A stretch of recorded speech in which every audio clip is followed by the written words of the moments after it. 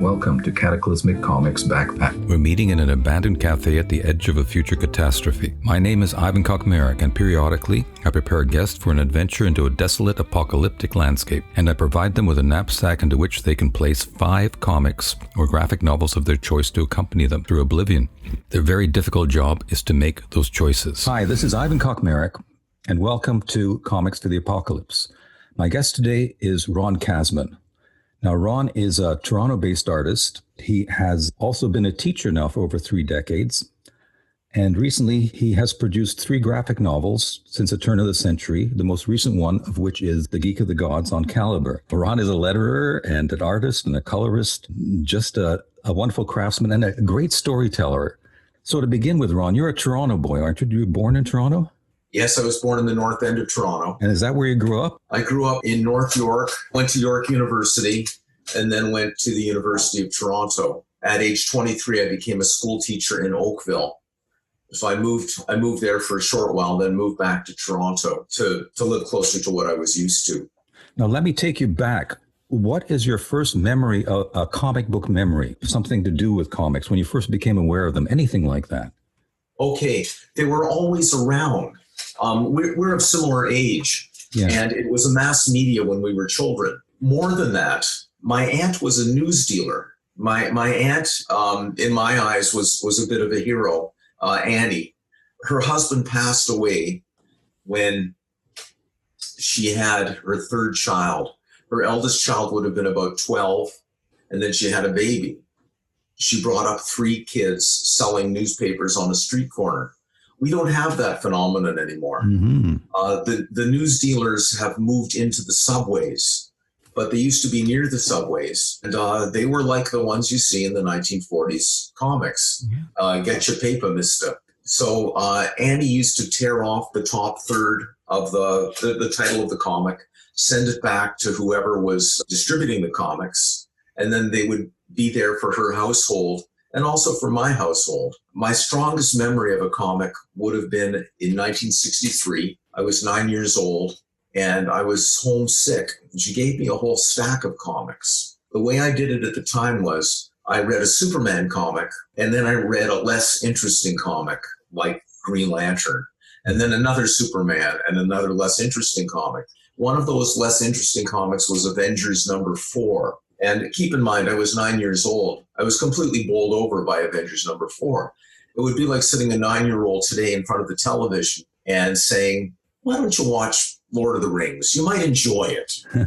And then the kid's life perhaps has changed by watching Lord of the Rings or Star Wars or one of the great fantasy movies of the day. Avengers 4 largely became the first Avengers movie, the origin of Captain America. And it was riveting to a little boy.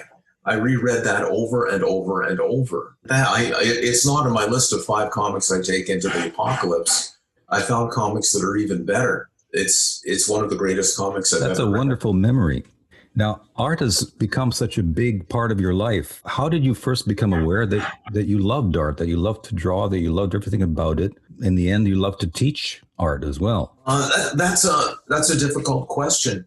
When I was an average art student going through school. I remember in grade 9, I think I got a 69 and the grade average was 67. I was like every other kid. I had no interest in it. I had interest in math and science. But through I started copying the comic books. I remember in grade 10, my art teacher, who was a horror show, wanted us to have sketchbooks. So I had no idea how to draw. Most of the kids in there had no idea how to draw. But I could copy. And I remember copying a Don Heck drawing of Captain America's face. So I started by copying comics. I remember copying the cover to Silver Surfer #1 by John Buscema. Through copying, I gained some understanding of how to do it, just some understanding. And as I said, I was good at maths and sciences. And I did very well in physics in grade 11. And I did a caricature of my physics teacher and called him Physics Man. I gave him a superhero costume and a slide rule. And the other kid said, oh, you're an artist. So I got positive reinforcement from their reaction to my drawings. And I drew more and more. I think I was 16 when I first got published by Mark Siegel. he had a little fanzine called Comic and Crypt. Oh, yeah. So he published my drawing as an introduction to the crypt. And it actually wasn't that bad. I destroyed a lot of stuff from my youth, being embarrassed about how bad it was. But that drawing I did for Comic and Crypt, I kept that. Now, you remember the premise of this podcast. Yes. You've got a knapsack, and we'll give you 5 comics or graphic novels that you choose that mean something to you, and you get to take them into the apocalypse as you walk through the wasteland. Let's get to the first choice that you make. Can you give us your first choice and explain why you choose it? Yes, I can. This is Marvel Masterworks that has Fantastic Four's number 1 through 10. And I bring it for a few reasons.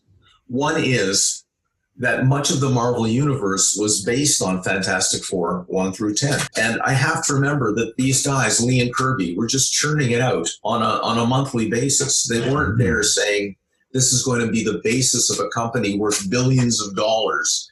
They were saying, got to get it out by the deadline. And I don't know how well I can do this. I'm going to try. Fantastic Four 1 introduced the 4 main characters who, by and large, stuck as the 4 main characters probably to the present day. It has a monster left over from the monster books they were doing. They don't have costumes at this point, but we know they are the Fantastic Four.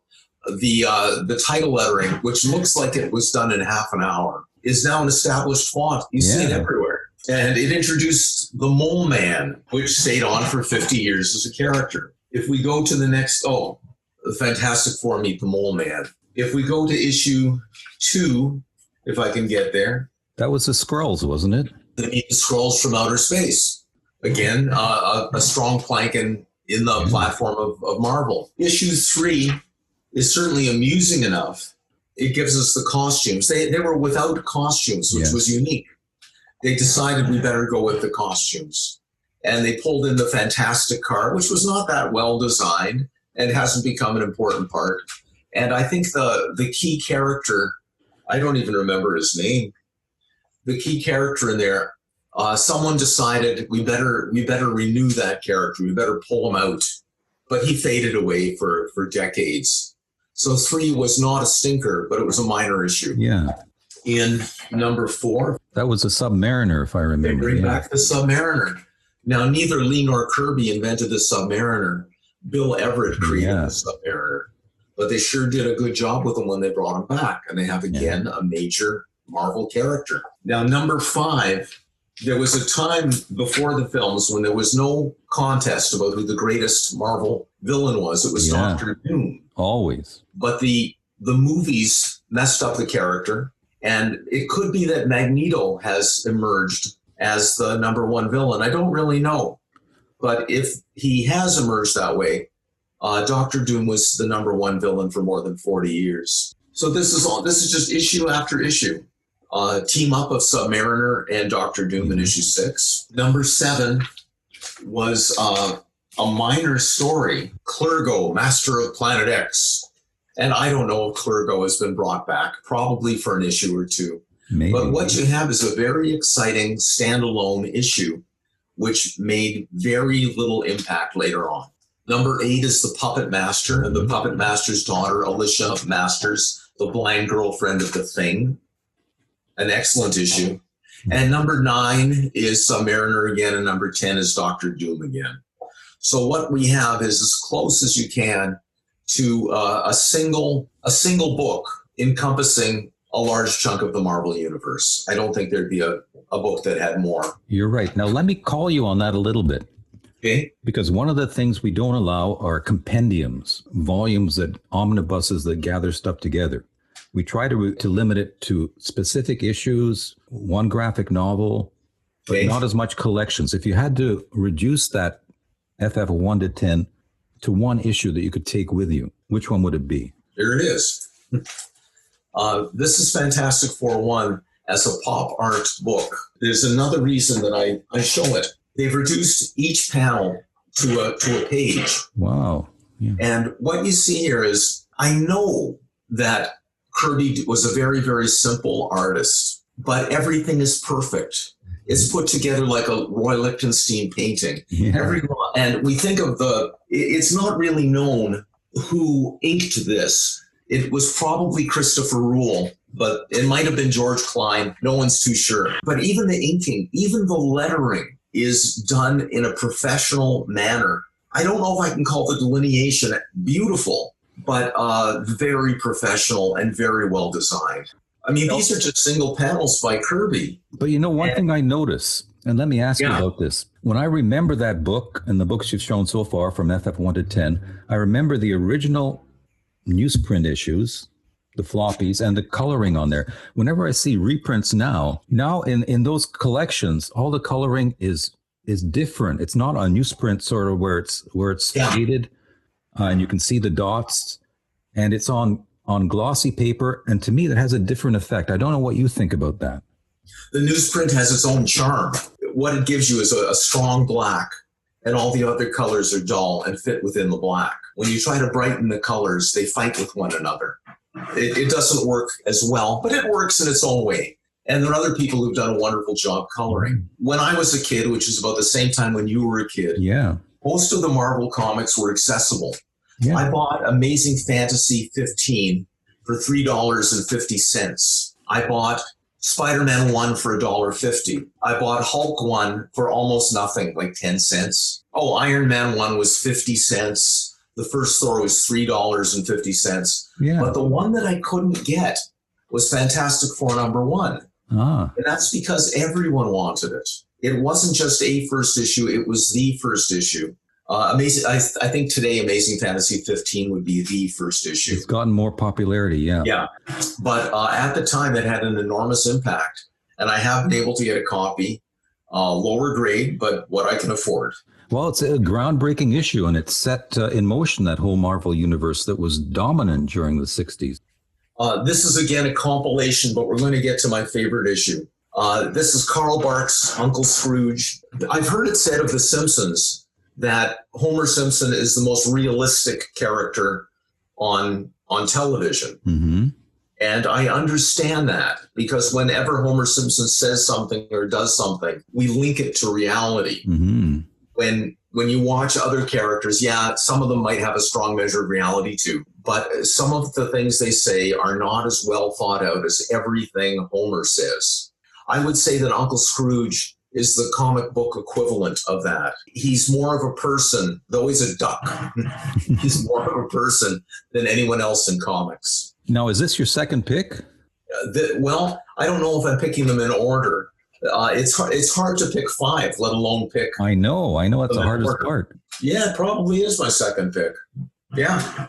Barks is one of those guys. I did meet Kirby very briefly.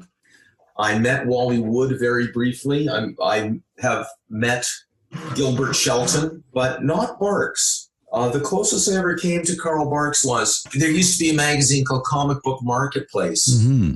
And I had a comic book story in the issue that had on its front page Carl Barks passing away at age 99. Okay, this is the story, The Lemming and the Locket. It's been recolored. Now, this was done before computer coloring. It was by Peter Leger. The coloring is done mostly in airbrush, but it's done using any method Leger can to create beautiful color. I have no idea what the arrangement was with Leger. You couldn't do better coloring at the time.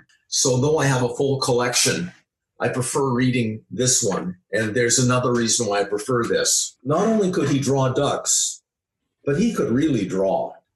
At Dell, they had to have extra panels. Carl Barks never knew what Dell was going to eliminate.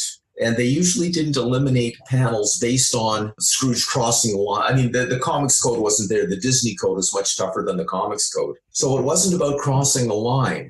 It was about just not having space, having to put in an extra ad, having an obligation to someone else for half a page there. So Barks was always putting in panels and even sequences that could be removed. So in this book, they put back all the removed sequences.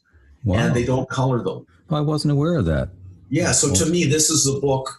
By the way, I paid an absurd amount of money. It's soft cover. I paid about $50 for it probably 40 years ago. You can go to eBay now and find it for under $20. So this was not one of my great investments, but it is one of my very, very best comics. Well, that's it. The comics aren't No. valued just because they're worth things. They're valued because they resonate with you. That's some special meaning for you. And I can see that in that choice. So is that your second pick? That's my second pick. So you've taken FF1 and the Bark stuff. Now, before we get to your third pick, you ended up going to York University. Yes, I did. And what sticks out for me at that time was that you started up some of the first comic cons in North America with a couple of other people. Can you tell us a little bit about how that happened or what the background of that was? We called ourselves the coordinators, but if truth is told, a fellow named Ken Ketter came up with the idea. And I think any one of us could have been removed from the equation and it would have still gone on. There were four of us, except for Ketter. Ketter is one of those guys that will have ideas that will, for most people, they just pass right through. But Ketter can see them to their end. So what happened was, Ken was a big, scary-looking guy. Not so big now. I've grown a little bit taller, but I was only 17. I hadn't gone through my full growth spurt. And the first time I saw Ken was in New York. He came out of an elevator. At the time, again, he was a lot older than we were. And big head, hair grew straight out like that, like a dandelion. And he needed a place to stay. So we talked a little bit, but he made an impact on me physically. So I was at York. I was a science student. And who should I see walking down the hallway? I ran up to the guy and said, "Hi, you may not remember me. Did we meet in New York?" And he said, "Yeah, you're a comic fan." And I can't remember if it was that night, but it was certainly later that week. And it could have been that very night. Ken had a meeting with the people at Winters College, a subgroup at York University, where he was asking them for $600 to put on a convention. This is 1971. The convention was put on in 72. $600 was a fair bit of money, but compared to the budgets they have now, even if you put it through an inflation adjuster, it was nothing. So Ken decided that what we would do is we would put it on using the university's resources. And to my knowledge, it was the first convention ever to take place at a university. If I'm wrong on that, it was certainly among the very first. So here's what happened. I brought in two other guys, and together the four of us put on the convention. We expected to have Jim Steranko as a comic book guest, Gray Morrow as a science fiction guest. He was drawing science fiction book covers and science fiction illustrations, but he was also doing comics. The other weird thing was we were going to have Alan René as a guest. He was a famous French director, and a large part of our budget was bringing him in from France and putting him up in a hotel. The other weird thing, I don't even think we had this affirmed till near the end, and I don't think it was advertised. You've heard of Ted Nugent. Yeah. And you have probably heard of Ted Nugent and the Amboy Dukes. Yeah. Journey to the Center of Your Mind or something. Yeah, 1967. Yeah. A big hit. So Ted Nugent was not our first choice. Ken, to tell you the courage the guy had, he called up Alice Cooper's agent and said, we can get him into York University. He'll be honored to play for us. It's his whole thing. I mean, Alice Cooper was doing, I'm going to pronounce it wrong, but Grand Guignol. He was doing these Grand Guignol theater events. And Ken said, what better place could he have than a comic convention in a university? So the agent told him to take a walk. So second best was Ted Nugent. He hadn't had a hit in about 5 years. He came to York, and if my memory serves me well, he was paid $1,100 to play at York. Everyone who came to the convention and all the people who were guests, students of Winters College, people who had bought a ticket, which was, I believe, $3.50, could attend a Ted Nugent concert dance for nothing. So we may remain the convention that has had the most spectacular music at it for free. Now, we expected 3 guests, but there was something we didn't see coming. Jim Warren and perhaps DC had just started hiring Spanish artists, Filipino artists, and it started making Americans more aware of what was going on in Europe. There were some great French artists at the time. And I know this sounds ridiculous. It was 50 years ago. It may not have changed, but a lot of the people in New York, the New York comic artists, said, well, Canada, they speak French up there. And we do, but I don't. And we didn't get French comics in Ontario, and we still get very few. So they came up to Toronto thinking that they would have access to French comics. And of course that didn't happen. But tons of them came up, and they did it on their dime. They came up because it was at a university. It was a very different mood than a hotel. Mm-hmm. There were half the people there were women, girls. Wow. We had bars. You couldn't walk 10 steps without running into a bar, so they could drink. They could also smoke marijuana with impunity because police didn't come onto the campus unless they were called to come onto the campus. So this became a wonderful convention. And the next year we had more people. And by the third year, it was the place to be. I mean, Harvey Kurtzman was there. Will Eisner was there. Joe Kubert was there. Bernie Wrightson was there. Jeff Jones was there. I can't remember them all now. In the third year, Stan Lee came up in the first year. Mm-hmm. But in the third year, Stan Lee came up. Jim Warren, the head of Warren Publications, came up. Michelle Urey, who was the art director at Playboy, came up. P.J. O'Rourke, who was the editor-in-chief at National Lampoon, came up. Carmen Infantino, who was the editor-in-chief at DC, came up. And we were the front page headline of the Toronto Star. Wow. The biggest radio show was Pete and Geets. Yeah, I remember. Which I think was on Chum FM. Pete and Geets did their show from Cosmicon. We were the toast of the town, you might say. Anyway, enough on that for now. Oh, it's a great memory and a lot of information there that I didn't know about myself. But now let's get on to your third pick. Okay. The Fabulous Freak Brothers and Idiots Abroad came out in the late 80s. People our age will remember the Freak Brothers for what they did in the 1960s. Yeah. Phineas, Franklin, and Freddie were the three supposed brothers. They lived together. Today we call them slackers. I don't think there was a term for it back then. Maybe just hippies. Yeah. They lived together in a room. They mostly did nothing except try to smoke marijuana. It was about their adventure smoking marijuana, which doesn't sound like much. But Gilbert Sheldon was the best gag man in the business. So you couldn't read two panels without laughing your head off. This was done in the late 80s, so it's 15 years past. And it starts off with an acknowledgement that these guys are out of date. So what Shelton does is he takes them on a series of strange adventures. He separates them. And Freddie gets involved with a bunch of terrorists. Franklin becomes a cult leader. And Phineas becomes a slave. And you've got an extended story here, about 100 pages. See, it really doesn't, I don't know if you'd say it modernizes them, but it takes the marijuana out of the story, or certainly diminishes it dramatically, and comments on the society of that time. It was really hard deciding if I was going to pull this out or pull a Robert Crumb story out. Mm-hmm. I think Crumb was the genius of the period, but Gilbert Sheldon was more entertaining.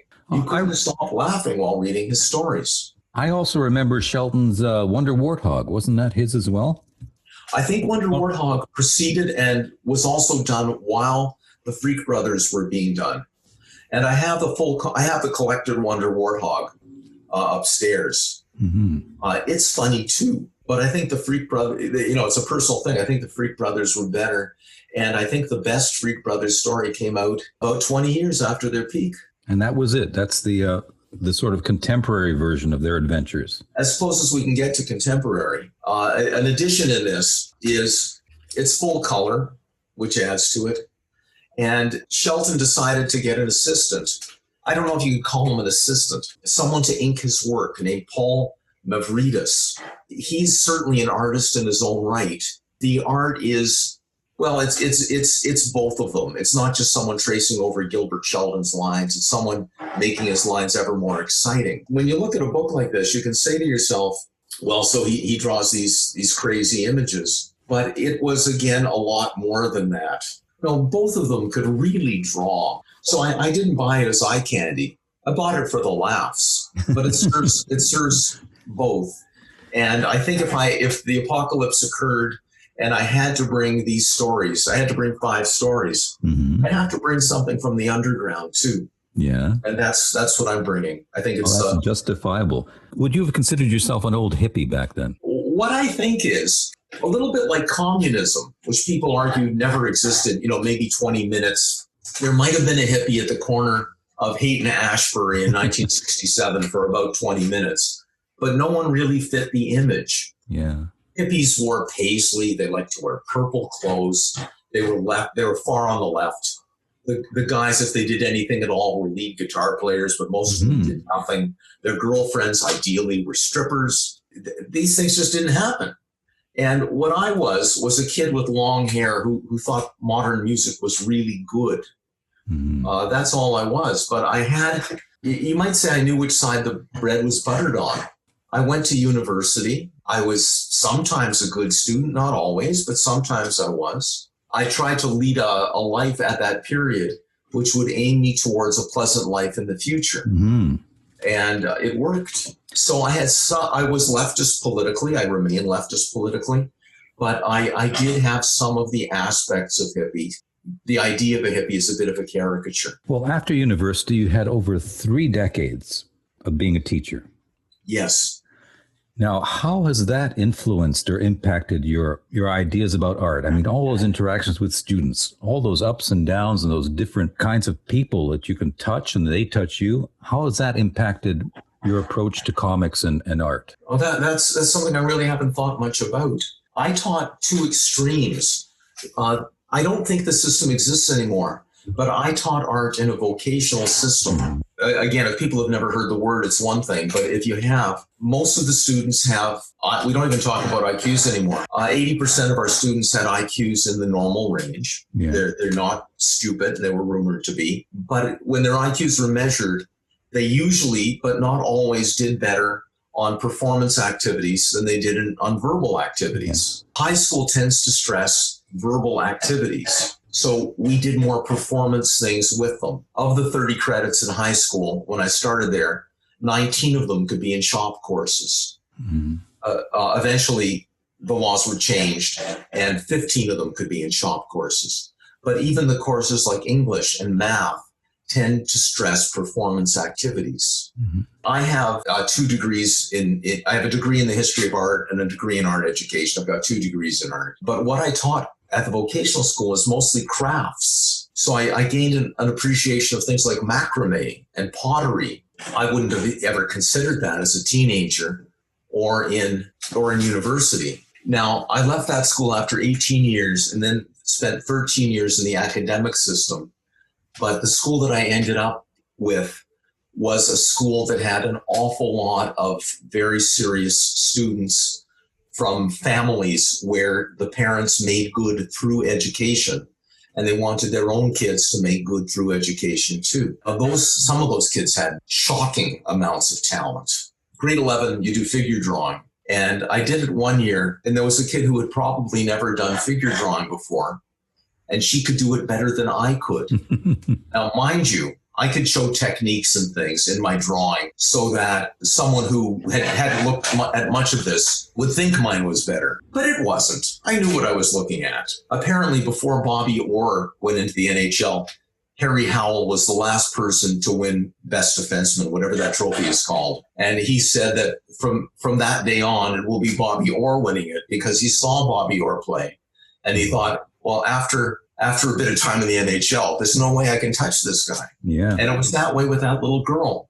Now, we had a lot of kids who were just loaded with talent. It wouldn't take much concentration for them to become a far better artist than me. But when I saw that little girl in grade 11, I realized how talented a kid could be. Well, so far you've picked Kirby, you've picked Barks, and you picked Shelton. Who did you pick for your 4th pick? This is a compilation, but I'm stressing one story. It's by Wally Wood, and this would have been the middle, about 54. They say Wally Wood was the 2nd greatest artist in the history of comics after Jack Kirby.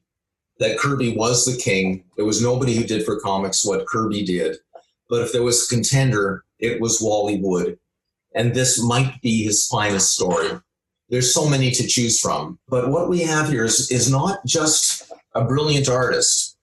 We've got a comic book company that's willing to do a story about white injustice to Black people in the mid-50s. The publisher could have easily said, I don't know if the distributor will take it. We might get completely shut out from stores in the South. We could be blacklisted. We could make the news that with people disliking it so much. But the publisher, combined with the writer, combined with the artist, created an enormously sympathetic story. That's why I think it might be his greatest one. Now, Wood, the artist that I concentrate on, being an artist, I'm a writer too, I suppose, but I'm a little different as a writer. I'm thinking of a Jackie Mason joke. I saw him on Broadway. He did a one-man show. And at one point he said, I know what you're all thinking. You're thinking, I wonder how much money he makes. He started joking and said, you think he'd take on a partner? He could at least take on a partner. Okay, let's look at the number of seats in here and what does a ticket cost? We'll use a conservative figure. And he started doing this calculation about how much he made. With Wally Wood, I know how much he made. He made approximately zero. You look at the amount of work on that page and you say to yourself, he was losing money. He barely had enough money for food because he wanted to do the best work he could possibly do. The work he did was filled with detail, filled with lighting effects, had tons of research, but the research is all sublimated to his style. I was tempted to pull out a Williamson, another great artist from the period. The reason I pulled out Wood is his work does not look like reality. It looks like reality has been filtered drastically through a brilliant mind to pull things together and give him exactly what he wants. People might pull out a science fiction story for Wally Wood, but I thought the science fiction at EC, it was good. It was really good. But there were other things like it at the time. I don't know if there was anything quite like this. Now, what would that give you if you were able to pull it out of your knapsack every now and then on your journey through desolation? What would that give you? It would give me a feeling of what people can accomplish. I'm not really one of those people who always does his best. I try to do good enough. That can be a good attitude too. In some situations, all that you have to do is be good enough. Wally Wood said, I'm going to do my best, and I don't much care I don't mean cost in terms of money here. Wally Wood described being a comic artist as being put into confinement with no one else around, and then being a slave to the art. He described it as being mentally torturous. But look what he produced. Other people can be mentally tortured by being in isolation and produce garbage. He produced brilliance. And I want to show you one other thing just to emphasize that. Here are two Wally Wood pages from the day. Now, on those pages, they were blessed with a very, very good colorist, Mary Severin. Yeah. And they all appreciated her. But all the details lost in the color.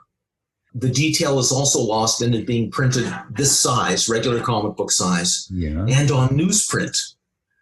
And in spite of all that, he still did everything he could to make it the best he could. I'm just going to open this for a moment. Wow. There is an artist edition. Yeah. Wow. Okay, obviously I've just opened it randomly. But here you start seeing the work in it. And this is not a regular size. This is reproduced actual size. The pages were done much larger, and he drew them with all the detail, all the care that he could, even though they were going to be shrunk down to quarter that size. Yeah. Printed on newsprint, not on high quality paper, and then had color dropped on them to the point where you could hardly see anything.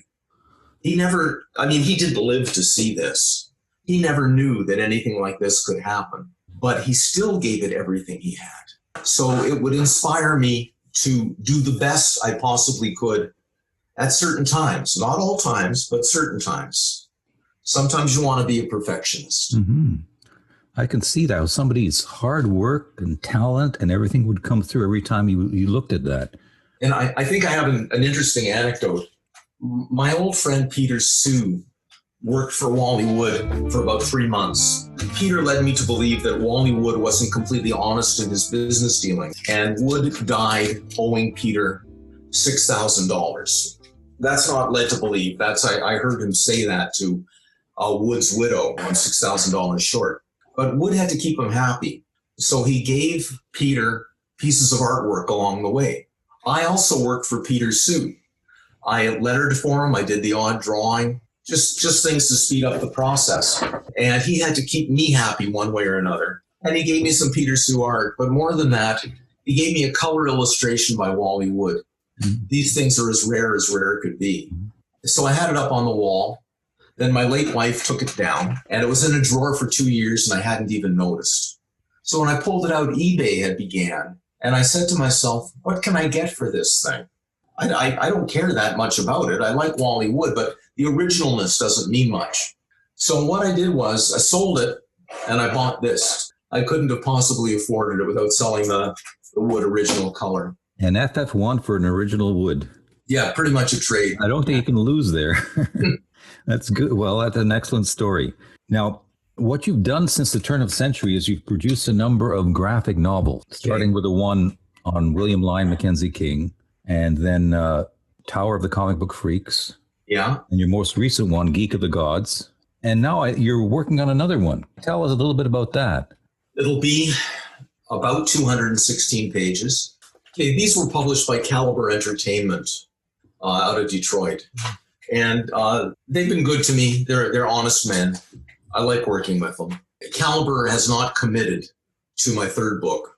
What they said to me was, when it's ready, pass it on. I sent them a note, by the way, saying, do you guys still exist? What's happening with distribution? Is it hurting you? And they said, our distribution does not depend on Diamond. It doesn't depend on the comic conventions. They have other ways of distributing. Also, many of their books are done. They haven't said this to me. This is what I gather. They make more money selling film rights than they do selling comic books. Oh, I didn't know that. Well, I don't know that for sure, but that's why they're called Caliber Entertainment. They've had 2 movies made from their books. The Crow, which was the 10th biggest movie of the year 2000 with Brandon Lee, and a sequel, which probably didn't do as well. But they managed to sell rights constantly. So I think they're saying we can, through European distribution, and they do have a European distributing deal, and film sales, we can continue. So we're not dependent on Diamond. But the second one, this should be in the stores this month. That's the Geek of the Gods, yeah. Yeah. Anyway, the third one is called Cult Following. It's set in 1970 and 1971. It's about a high school student whose uncle gets taken into a really weird cult. The MacGuffin, I guess, is the uncle went through the Holocaust in Europe. He's not truly an uncle of this boy, but he was taken in by the boy's mother's family and treated as a child. He's not a blood uncle. He's treated as their child, their brother. So he's not a blood uncle. And while he loves the family dearly, he's haunted by the memories of Europe. Yeah.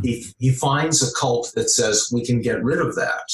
And then they show him reason that they can, bit by bit. He's starting to lose those horrors. So that's enough to bring him in. He tries to bring in his nephew. His nephew sees it as a con, but not a complete and utter con. There are good things going on. I mean, the best way to lie to someone is to tell them as much truth as you possibly can at the start. We'll bring in the lie later. So that's what the cult is doing. Meanwhile, the nephew, who is, I guess, 18 or 19, I don't think I've given him an age, he's an expert at sleight of hand and stage magic. Mm-hmm. I shouldn't call him an expert. He's very, very good. He makes money doing sleight of hand and stage magic. So he understands that people can be tricked, and that what you have to do is give them a reason to want to be tricked. Mm-hmm. That's what he does on stage. And he's seeing that his uncle has a reason to want to be tricked. He wants to get rid of these horrible memories. So the nephew follows him into the cult. And then the question is, will the uncle be dragged out by the nephew, or will the nephew be dragged in by the uncle? Mm-hmm. So I penciled page 106. So you're roughly halfway through. About halfway through, yeah. Well, I look forward to it. Have you got a timeline for that yet, for finishing it up? Another year. Good luck with that. It sounds amazing. This first one was very well reviewed. That's the Tower of Comic Book Freaks, yeah? Yeah. The second one, I don't think it's been reviewed at all. But the first one, the best review I got was from a guy named Scott Edelman. You don't know his name, but he wrote for Marvel. He wrote stories for Marvel, like Stan Lee and Roy Thomas and everyone else. But you do remember the Bullpen Bulletin page. Yeah. And it was written by someone who sounded an awful lot like Stan Lee. Yeah. That was Scott Edelman working at Stan Lee's voice. So Scott Edelman wrote a review that said, if you want to go back in time and you don't have a time machine, the best way to do it is by reading Tower of the Comic Book Freaks. So I got reviews from him, from Dave Sim, from Peter Bagg. The Steve Ditko review was the most amusing. I sent him a copy. So he sent me a letter which says, why would I want to read this big, thick art book that you got? I'll try to give it to someone who cares. But I figure a disc from Steve Ditko is better than a knighthood from the Queen. I'm perfectly happy with that. That alone should make people want to buy a copy of that for sure. Yeah, he took it seriously at least. What I like about it, he sent me a letter back. What I like about it is that it's done by somebody who was there, and you get that authenticity all the way through it. And I think that's what Edelman saw in it as well. It was great. In the review, he published drawings from the book, but he also published a picture of himself at the convention. He would have been 15 or 16. So a cute little boy there sitting in a small crowd of other cute little boys. Well, now let's get on to your final selection. Okay. It's in a compilation again. Have you heard of this? I've heard of Star-Studded Comics, but I haven't heard of that compilation. It was published by Bill Shelley. And Bill Shelley, more than anyone, he passed away in the last year. He also gave me a review, by the way. Bill Shelley called his company Hamster Press. So it was self-published, but he did very well with the self-publications. He went to 3 guys in Texas. One of them owns My Comic Shop, which is said to be the largest comic book distributor on the internet. They were just three guys in their teens who loved comics. And they decided that what they would do is communicate with other people who loved comics and get them to send their stuff and print it up in anthologies. Now, the most interesting thing about it was most of these guys just did not have a clue. That doesn't mean they were bad. It means that at the time, there was no comic book college. There were no courses in town.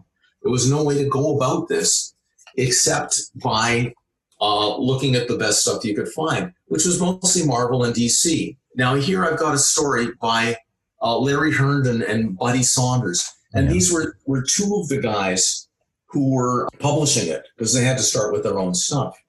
And it's kind of neat. Mm-hmm. I mean, you look at the layout and design, not bad. Looks like a Marvel or a DC comic of the day. The problem was they didn't know anatomy. They couldn't draw faces very well. Everything looked like it was falling over. But now that was a fanzine publication, wasn't it? Yes, it was. It was an amateur publication. All these drawings were done. Well, this is done by the people who made it, but they had many contributors who, I'd say there were 2 things that brought most of them together. They had an enormous love for the media and were willing to work for no money, just for love. And they got a thrill from seeing their stuff published and distributed to, I'd say, between 100 in the early issues to maybe 1,000 in the later ones. That was the heart of every fanzine that came out at that time. Yeah. Now, what's the time period for that one? I don't know when it started, about 1962, I would guess. Wow. And it probably ended by about 1970, maybe 71. Star-Studded Comics. Mm-hmm. There was a book written called The Golden Age of Comic Fandom. Mm-hmm. And I know what happened. Initially, comic fandom was there for fans. So everything in here is from a fan. 1 or 2 of them, Alan Weiss and Sam Granger, became professionals. Ron Foss, he did 1 story in Marvel's Not Brand Ek. He had a good relationship with Roy Thomas, and Thomas must have said, okay, 1. But mostly, they were just guys who loved to draw. And what would that give you when you open that up out of your knapsack while you're traveling around in the apocalypse? What would that give you? Well, a little bit like wood, in that things can be done for love. They don't have to be done for money. Yeah. Hobbies can be important. Hobbies can give you tremendous satisfaction in life. And now and then, great things will come of them. As I said, Ron Foss did that 1 story. There was a guy named Sam Granger. Let's see if I can find him. No, I can't find Sam Granger right off. But Sam Granger became a really good inker at Marvel. He was no Joe Sinnott, but I guess people his age learned by looking at Joe Sinnott and Murphy Anderson, perhaps. And they had that slick brush line. He mastered it and he became a professional. But most of them just continued to do things that were important to them. And in my life, it's not that I could never work for a Marvel or DC, but the chances of that happening are slim. I worked for them as a letterer. I worked for DC as a letterer. I'm trying to remember the name of the editor-in-chief at Marvel, but the editor-in-chief said, if you don't get a job through the editors, write me back and I'll make sure you get a job. I was okay as a letterer, but to be a penciler for Marvel, what would I do? You know, a backup story, a 6-pager, I'd be gone in a couple of months. I can draw reasonably well, but not in that style at all. Yeah. And it's okay to not be able to draw in that style. Even with my own stuff, when I was trying to become an artist, nobody knew that there would be books like this coming out. I don't know when they started coming out, maybe with Harvey Pekar, maybe with Will Eisner, but they sure didn't exist when I was a kid. They exist now. I can draw for them. I don't have to have something there every month.